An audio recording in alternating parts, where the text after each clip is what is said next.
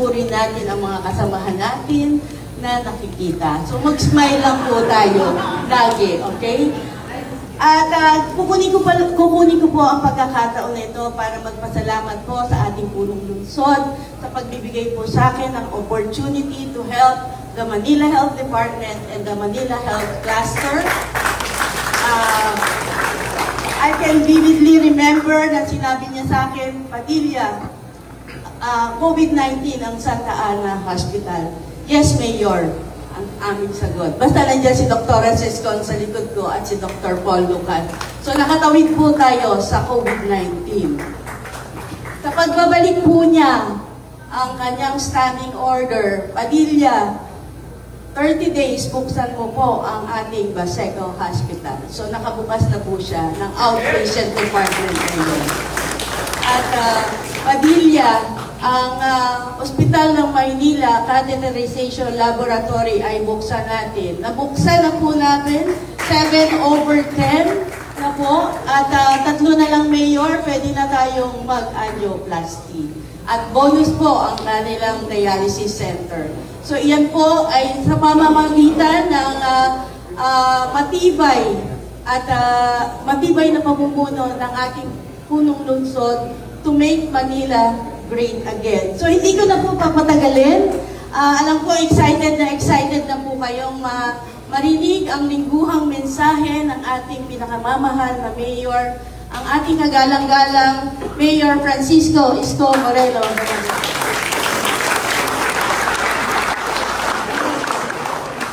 Thank you, Director Grace Padilla, ang Director ng ating Manila Health Department, at yung may mga talentadong ating mga medical frontliners sa MHD at sa lahat ng mga taga-MHD. Thank you very much for hosting today's flag ceremony. Pasensya na sa ating mga empleyado. Minabuti kong loobin ngayon ang ating flag ceremony kasi kanina napansin ko na ulan. Ayoko naman kayo magkasakit. Baka naman start of the week, sinisipon lahat. Especially nowadays, ang influenza, 5-5. It's everywhere. So, but then again, gusto ko lang diinan yung sinabing serbisyo ni Director Padilla. The health sector is one of the top 4 priority of the city under MBN, or what you call minimum basic needs. Housing, education, healthcare, and jobs.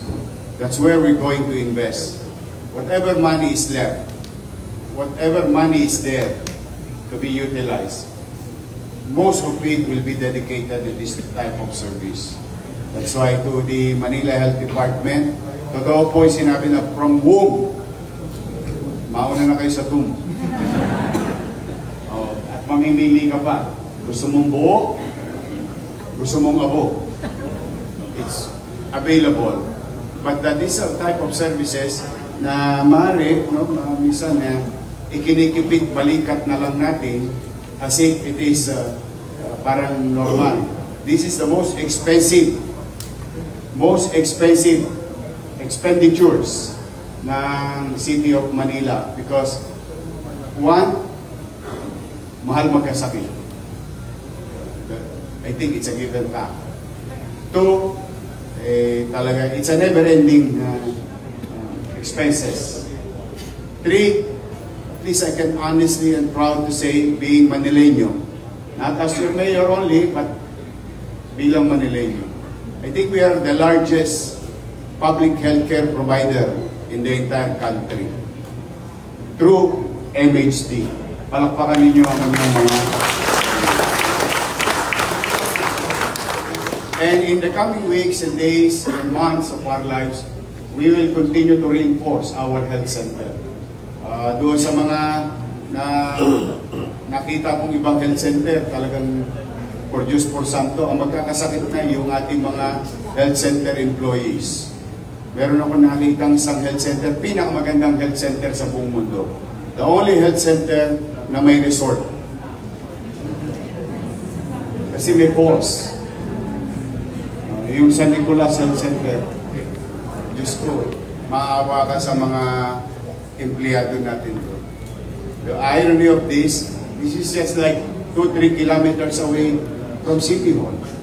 And nobody thought of visiting these places. Kaya sa mga health center, kung napapansin nyo, kung minsan nagra-random check ako, because I wanted to see your situation. And that is a directive to Director Padilla. Make a wish list. Lagi. Dito, marami kaming wish.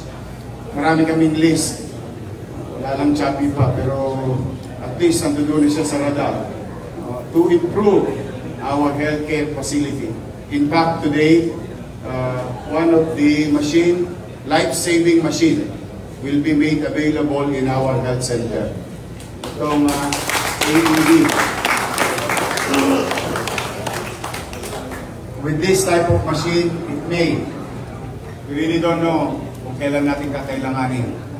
But this will not be only placed in our 44 health center, but also through the leadership of Superintendent Lumeda, ito ilalagay din natin sa 100 plus na eskwelahan natin sa lungsod ng Maynila. Thanks to the effort, the men and women of MDRRMO, Director Arnel Angeles. Para naman training, sige nga, ano mo ito? I-translate mo. Ano yan?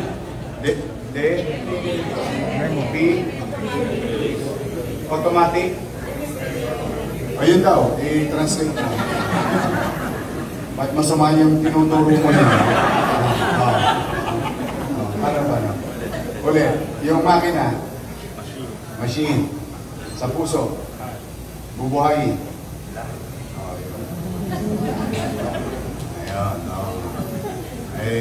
Ito po ay isang makina, maaaring simpleng makina, but as you already know by this time, to me, life is life. I really don't mind spending millions of pesos to one person. Mabuhay lang ang tao. Ang halaga ng buhay ng tao, walang katapat na salapi. Kaya kung ako'y nasa health center o nasa ospital at ganun yung boses ng kumakanta sa akin, gagaling na ako agad. Dapat gano'n. Kakantahan nyo lagi yung ating mga pastor. Huwag nyo kakantahan ng buunin mo. I'm just trying to light up our Monday because it's going to be a very busy week for us. And in the coming days, it's going to be very busy for our city treasurer.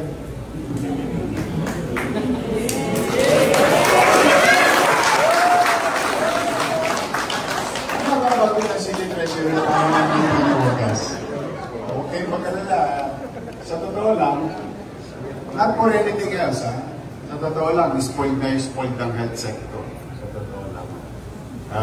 Sabi nga naman, ng kasabihan, good things come to those who wait. Masaya ba kayo 2 months ago? Natanggap nyo?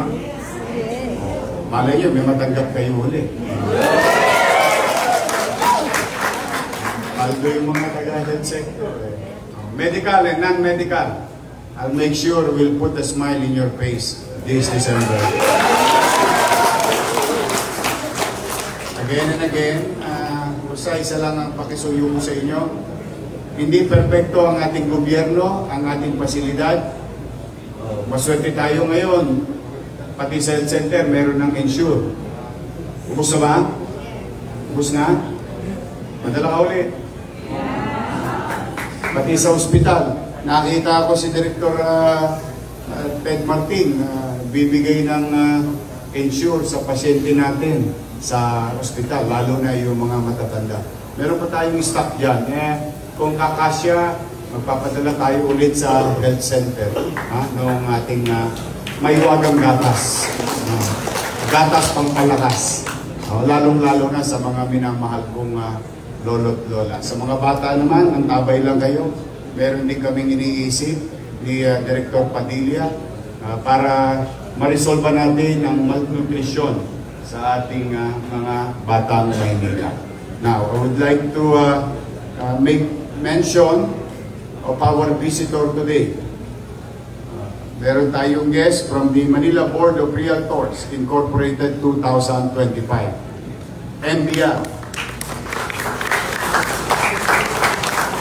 President Attorney Ray Nathaniel Iporong.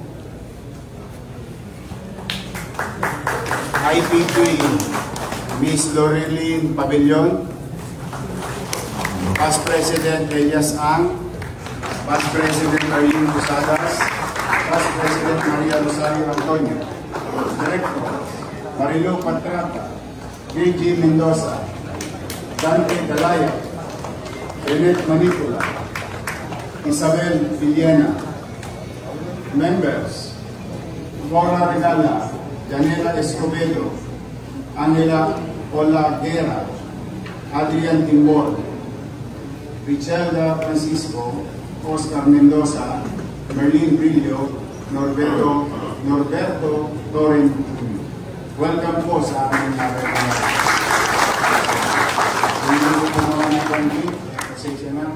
Pero total kayo yung maglulupa. Pwede bang ibahagi nyo sa amin yung iba niyong lupa?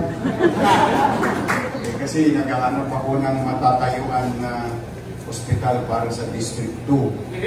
Sabi na maliit yung hospital namin doon, it serve its purpose. But through population growth, through demand, we need to prioritize building a new hospital, hopefully in the coming years, in preparation of continued population growth and demand for District 2 of Manila. But anyway, sa pag may sobra kayong lupa, sasalukin namin, bigyan nyo lang sa amin. But I'm happy today yung visit na. Thank you very much. Huwag kayong mag-alala, ang inyong pamahalang lungsod, especially kayo, no? And I think you should hear this with regard to the zoning policy. Very important for your client, future client. The city of Manila used to be a headache for realty development. In the past 3 years, I've been hearing a lot of businesses and real property development because of the zoning board. There was so much abuse in the land use policy of the city. During my first term, niliberalize ko lahat ng rules, trying to make it more easy for the businesses to develop their property and have it rented out to create commerce and opportunity for our people. And I would like to inform you, 2 months ago, the Manila Zoning Board, through Director Mark De Leon and the members, and I, your chairman, created a new policy. The 22 requirements for compliance to zoning is now 7, down to 7 requirements. Now, if you still don't qualify, despite pabang requirements, pinadali, sort of say, you are going to, if you still fail, you're going to get maybe SUP with regard to FAR or other matters to be exempted in this situation. Under the exemption rule, there is about 15 items. And I would like to inform you, 5 items na lang ang inyong tutukan. We wanted business, we wanted development. It is not only for the city government to develop itself. I think the bigger picture, it is the private sector. If you allow to develop, the private sector to develop, more opportunity for us. more sources for us. The velocity of money is faster for everyone. Kaya sa amin, stimulant lang ang gobyerno. We just stimulate the economy by infusing more development in our city. Infrastructure, vertical and horizontal. But the big chunk of any city, or even the country for that matter, is for the private sector to have an opportunity and level playing field in their transaction of business or in their fields of undertakings. That is the policy of your city government. And with that, unti-unti ngayong sumisigla ang hanap buhay sa Maynila. We've signed almost 6,000 more or less new businesses in the last 3 months. You do the math. So businesses are coming in, coming back, like the song. You keep coming back to Manila. And that is going to be our policy as long as I am here. Maaliwalas ang paghahanap buhay sa Maynila. And with that kind of policy, we generated or created 12,000 plus new jobs for the city. At ito mga nakaharap yung doktor at non-medical, marami dyan na-promote last week. Marami ako nakaportal dyan noong last week. But I would like to inform you, like what Director Padilla said, kapag na-aproba na ng DBM, the new structure, the new plantilla for Paseco Hospital is vacant. Once approved, you can apply for permanent position, especially yung mga GO namin. Saka yung mga wala ng growth sa kanyang office, baka meron kayong growth sa new hospital. Ano doon, pwede yung tirahin. We're gonna submit it in the coming weeks before the DBM for approval. Yung new plantilla of Paseco Hospital. Marami yung dyan napopromote. Hindi ko po nakikita. Hindi ko pa na-meet. Iba naman, permanent. Hindi ko rin nakita. We try to, as much as we can. It may not be perfect, but as much as we can, meritorious tayo, based on merits, meritocracy. Kaya magsipag lang kayo. You'll never know. You'll never know. Magdasal din kayo. Malay ninyo. Di ba? Si Grace, who would thought that she can be a director. She's just like you. A doctor serving our community, our city. But, you know, the leadership saw her dedication. The rest is history for her. That goes to everyone. Hopefully, no, magsipag kayo. Again, to our visitors, thank you very much for your time. Kung magpapapicture kayo mamaya, etneb lang. Mag-BM choppy namin yan. Malaki-laki yung nahanap ko. Wala-wala isang billion yung babayaran ko. Para sa mga bonuses. Nako, hirap. But God will provide. So kayo, mag-iingat kayo, ha? Hayaan nyo na muna yung problemang pananalapi ay karapin ko araw-araw. Basta magbigay tayo ng serbisyo sa ating kapwa na may ngiti. Yun lang ang request ko sa inyo. Minimum, ngiti. No? Pagka medyo maganda pa ang process mo, katulad ng kumanta kanina. Yan naman lambing ko sa inyo. Let's serve our people with empathy and love. Minsan, ang yakapsul, mas nakagagaling kaysa moksisingin. Minsan, the touch of the doctors, the health center, the healthcare provider, Minsan yung pakikitungo ninyo nakakagaang na sa kinakaharap na karamdaman ng isang pasyente. I do believe in that. I do. Nararamdaman natin yan sa nanay natin. Di ba pag may sakit tayo, pagka tayo inahaplos na ng nanay natin, bumagaan ang pakiramdam natin. And I think that goes also with our medical frontliners and non-medical. So, mag-ingat kayo to our partners in the national government, fire, jail, police. Have a pleasant week and safe week for us. And huwag kayong mawawalang pag-asa. Nakakabangon din tayo. Alpas tayo rito at in my own little way, I will do my best na mairaos natin, maitawid natin ang mga tagalungsod ng Maynila. Muli, thank you for your cooperation.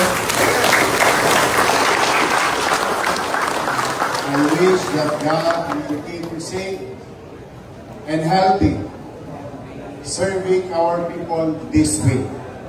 Congratulations sa Manila Health Department, sa North Cemetery, sa South Cemetery, sa Islamic Cemetery, nakaraos tayo ng maayos. Mag-ingat kayo, pagpalain naman kayo ng pong makeup. Maraming salamat po. Manila! Thank you.